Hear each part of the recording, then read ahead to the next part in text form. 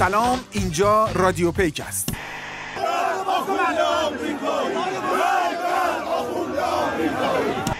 100 نفر تو سنا بودند، 98 نفر به این طرح ضد ایرانی رأی دادند، دموکرات و جمهوری خواه.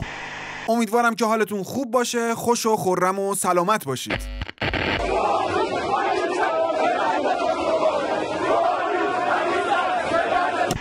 دیگه در صدد ساخت و ساز با دشمن بر نیان. خب یه نمونه شو دیدید بر جام شما شکست خورد. آقا چه خبرات، چه حال، چه احوال؟ اومده حال تو، احوال تو، سیاه خال تو، سپید روی تو، سیاه موی تو، ببیند برود. در هفته‌ای که گذشت از بالا تا پایین نظام بزنی بود که نگو و نپرس. میزدن سوسکی همدیگه رو بخار میکردن، اصلا یه جورایی ناجور. روز قدس گذاشته بودن که نمایش وحدت باشه، شده بود نمایش وحشت. آقا تو این ساندیس پیمایی هر اتفاقی رو میشد پیش بینی کرد غیر از این یکی.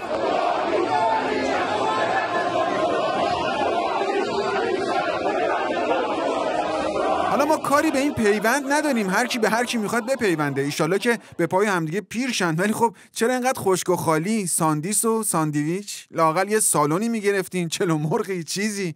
بعد شما که تو کار خیرید همونجا ادامه میدادید و بقیه‌اش هم میخوندید دیگه. ولایت سلطنت پیوندتان مبارک، ولایت سلطنت پیوندتان مبارک.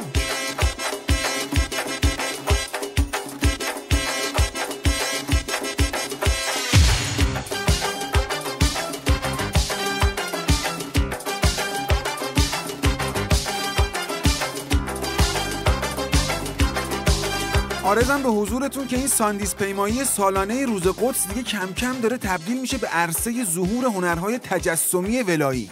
یعنی همینطور از چپ و راست روز قدس امسال هنر بود که میریخت تو خیابون. یکی موشک دستش گرفته بود، یکی سکوی موشک رو گذاشته بود رو کولش، خلاصه هر کی یه جوری. یه نمونه از این آثار هنری که دیگه اوج هنرهای تجسمی ولایی بود، با 2 تا چوب آدمک درست کرده بودن، یه آفتابه هم گذاشته بودن بالاش که مثلا این کله این آدمک است. یه نخ مرگ بر آمریکا و ننگ بر سند 2030 هم دور آفتابه انداختن. ما که نفهمیدیم منظور سازنده این عروسک دقیقاً چی بوده. آفتابه کی بود این وسط؟ فلسطین قدش بلنده، سیفون سند 2030 رو بکشیم، موشک رو با لوله آفتابه شلیک کنیم یا چی؟ ما که نفهمیدیم. ولی محض احتیاط واسه اینکه ساندیس پیمایی سال بعد شاهد ابتکارات بیشتری هم باشه، یه مختصر ایده طراحی عروسک استکبار ستیز آماده کردیم. از اینا بسازین بلکه بیشتر مورد توجه قرار بگیره. یه منقل بذارین بالای یه چوب، یه عبا هم تنش کنین، بگین مثلا این نماد آتش به اختیاره.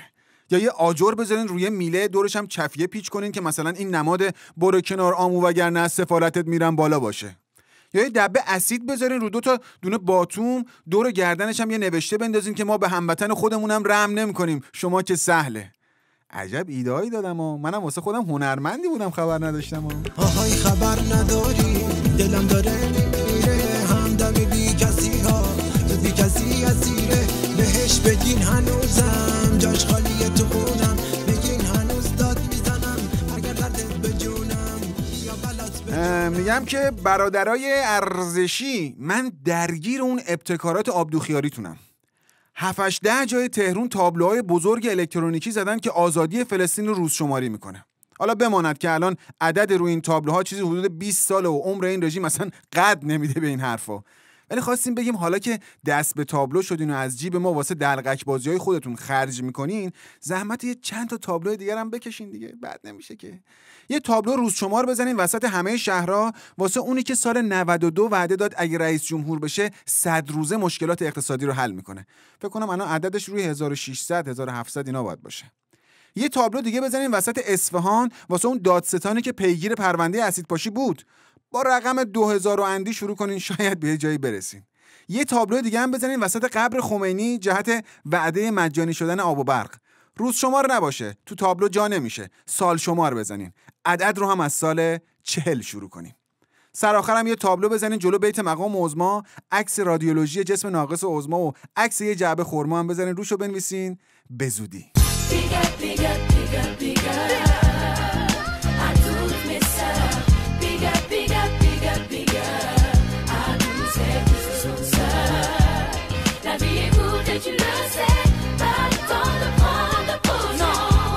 همونطور که در ساندویچ پیمایی امسال مشاهده کردین، امت همیشه در صحنه همه جورش موجود بود. با ریش، بیریش، پیاده، سواره، پولکی، مفتکی، خلاصه همه جورش هست. اما اونی که خیلی توجه ما رو به خودش جلب کرد، اون آقا کوچولوی 5 ساله‌ای بود که با 37 سانتی متر قد یه پلاکارت 40 سانتی دستش گرفته بود که روش نوشته بود من عاشق شهادتم و با سند 23 مخالفم. امروز رفتیم گشتیم این کودک 5 ساله شهادت دوست مخالف 23 رو یافتیم و آوردیمش استودیو و الان هم میخوایم باهاش مصاحبه کنیم. سلام عمو جون، خیلی خوش اومدی. اسمت چیه عمو؟ با یاد و خاطر امام راحل و درود بر مقام معظم رهبری اشرفم. ای جان، امام راحل، چه بانمک حرف میزنی. عمو جون این حرفای قلمبه سلمبه رو از کجا یاد گرفتی؟ در محضر مکتب ولایت. موش بخورت تو رو عمو. خب بگو ببینم کی برده بودت راهپیمایی؟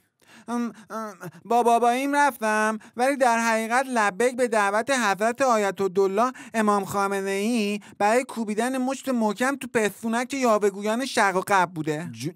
ببخشید، یاوه‌گویان شرق و غرب؟ بعد کیان اینا حالا؟ همه دیگه، از شرق و غرب، از عباس آقا اینا که روز قدس نیومدن تا امیر شایان که دسته آتاریمو شکست. آها، خب تو عکس دیدم رو پلاکارتی که دستت بود نوشته بود مخالف سند 23 هم هستی. میدونی اصلا 23 چیه عمو؟ بله که میدونم، 10 20 40. البته این مال اون قسمت 23 شه. خب دیگه کوچولو، پاشو برو که وقت خوابته. پاشو عزیزم، پاشو عمو جون. باشه عمو جون، ما رفتیم کوچیک داداش. داشتم من پاسدار کلاشم من، در حال ریزشم من، تو فکر مجلسم من، بدجوری مفلسم من، وای. خب بریم سراغ مهمان برنامه امروز، آقای اسدالله مثنی. و این سوال که آقای مثنی، سلام عرض میکنم خدمتتون. و اینکه آیا شما تا حالا تظاهرات روز قدس رفتین؟ والا اولا که بیکار نبودیم بریم، ثانیا هم هنوز اون موقع را نیفتاده بود که خمینی هنوز جنگ و اینا رو داشت، نیاز نداشت یه چیز دیگه علم کنه برای اینکه مقاصد داخلیشو پیش ببره.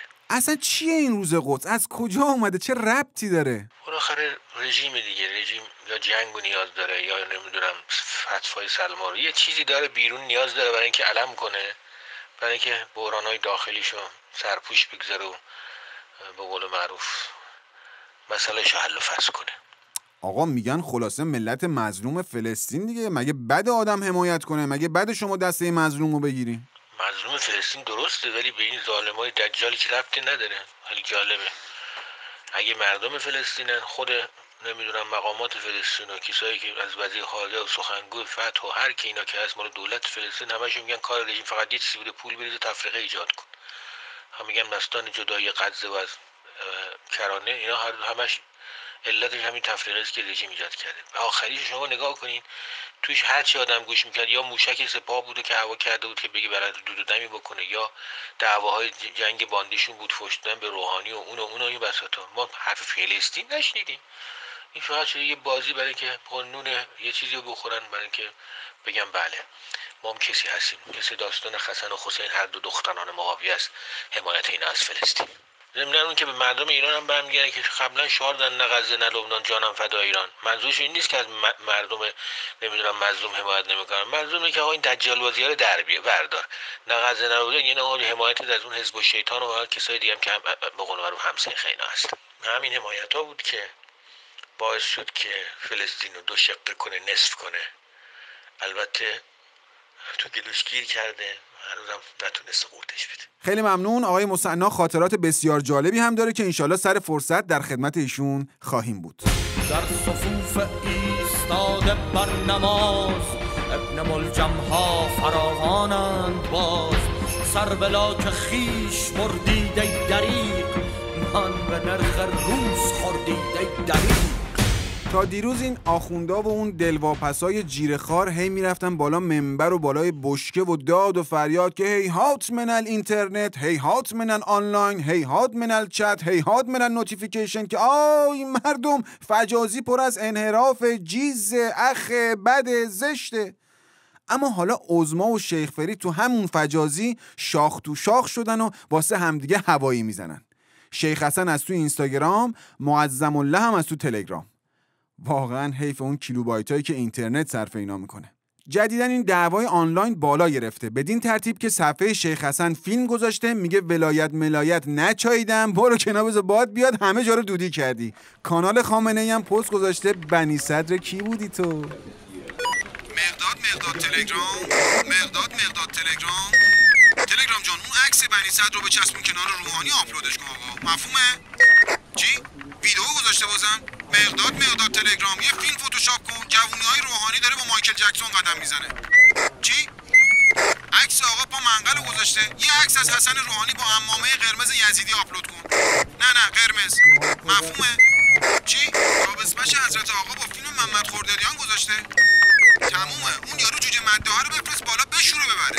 ای نشسته صف اول، نکنی خود را گم، پی اقدام تو هستند هنوز این مردم. چند روزی تو مقامی به امانت داری، منصبت را نکند طعمه خود پنداری.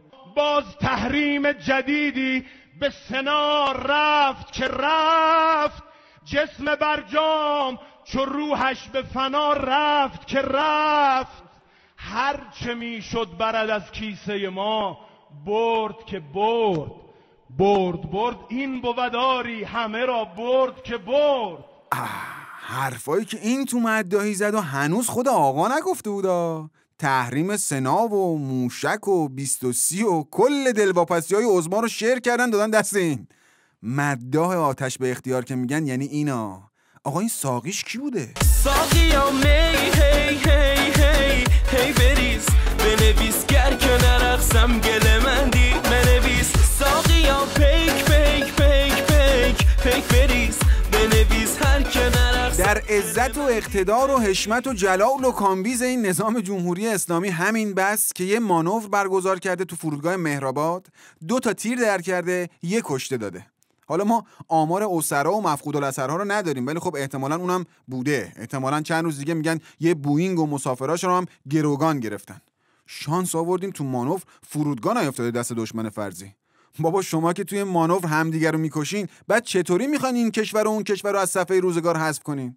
تازه ترانه هم درست میکنن، تو شاخ و شونه هم میکشن، اسمش هم میذارن احمق. احمق کی بودی تو؟ احمق نمیدونی اینجا شهر شیرهاست، مردمونش. بالاخره انتظارها به پایان رسید و بهترین هنرمندان 40 سال اخیر کشور معرفی شدن. خیلی خوبه شما هم بشناسینشون، با این چهره‌ها بیشتر آشنا بشین. آخوند محسن اژه‌ای گفته که، خوب گوش کنین لطفاً، گفته که حزب اللهیا بهترین هنرمندان مملکت هستن. الان فهمیدین بهترین هنرمندان مملکتتون کیان؟ پس هنرمند زمانت رو بشناس.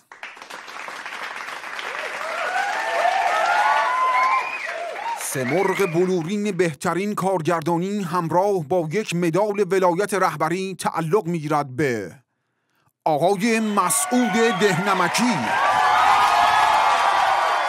بابت تلاش بیوقفه و ادامه‌دار در تولید اخراجی‌های 1، 2، 3 همینجور بگیر برو بالا تا 76. سمرغ بلورین بهترین موسیقیدان سال همراه با بلیت رفت و برگشت به قم و جمکران تعلق می‌گیرد به جناب آقای امیر حسن مقصودلو معروف به تتلو بابت ترانه ماندگار رئیسی ببین تتوامو. سمرغ بلورین بهترین جلوه‌های ویژه میدانی همراه با 1 عدد چفیه نفیس ابریشمی تعلق می‌گیرد به آقای سعید توسی بابت همون چیزی که حالا خودتون میدونید. و نهایتاً سمرغ بلورین بهترین بازیگر دوران معاصر تعلق می‌گیرد به جناب آقای آیت الله سید علی الحسینی الخامنه‌ای بابت اینکه 40 ساله داره برای 80 میلیون فیلم بازی میکنه. دست بزنین براش 1 کف محکم‌تر، هنر پیش دیدین دیگه از این بهتر. دست بزنین براش دست مرتب لطفاً، جایزه اسکار بهش میرسه حتما. دست بزنین براش. این یک گونه کمیاب آخوندی است که از خانواده حشرات سنگین وزن به حساب می‌آید. آخوندها از طریق مکیدن خون دیگران به زندگی خود ادامه می‌دهند و در فصول گرم سال مانند فصل انتخابات تخم ریزی می‌کنند. این گونه در حال انقراض هر روز صبح از لانه‌اش بیرون می‌آید، دیگران را فریب می‌دهد و آخر شب با پول خمس و زکات به لانه خود باز می‌گردد. این حشره موذی در رنگ‌های گوناگون یافت می‌شود، اما بیشتر سفید یا سیاه دیده شده است و به تازگی دانشمندان یک گونه بنفش آن را هم پیدا کردند. آخوندها هم مانند دیگر حشرات یک ملکه دارند. ملکه آخوندها جسم ناقصی دارد ولی شاخک‌های قوی و محکمی دارد.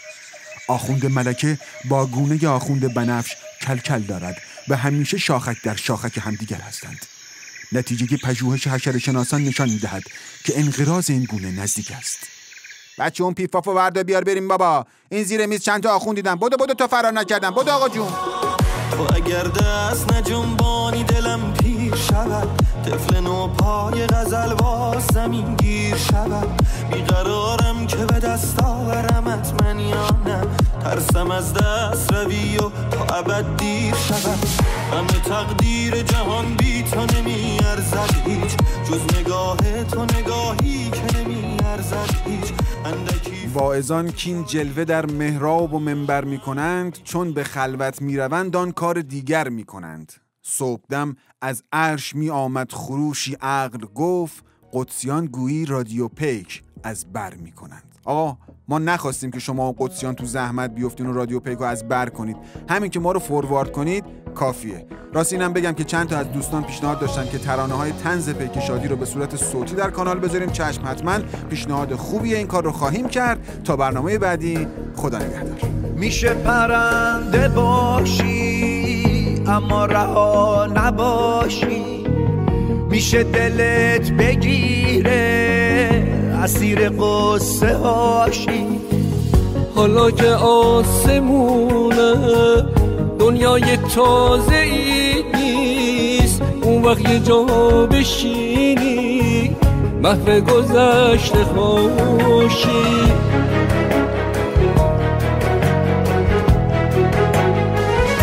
ترسیده باشی از کوچ اوجو ندیده باشی، واسه یه مشت دونه اهلی آدماشی. تو سایه ها بمونی درگیر سایه هاشی، مفهوم زندگی رو از یاد برده باشی. دلت بخواد دوباره از ته دل بخونی، از ترس ریزش اشک غمگین و بی صداشی. میشه پرنده باشی اما رها نباشی، میشه دلت بگیره اسیر قصه هاشی.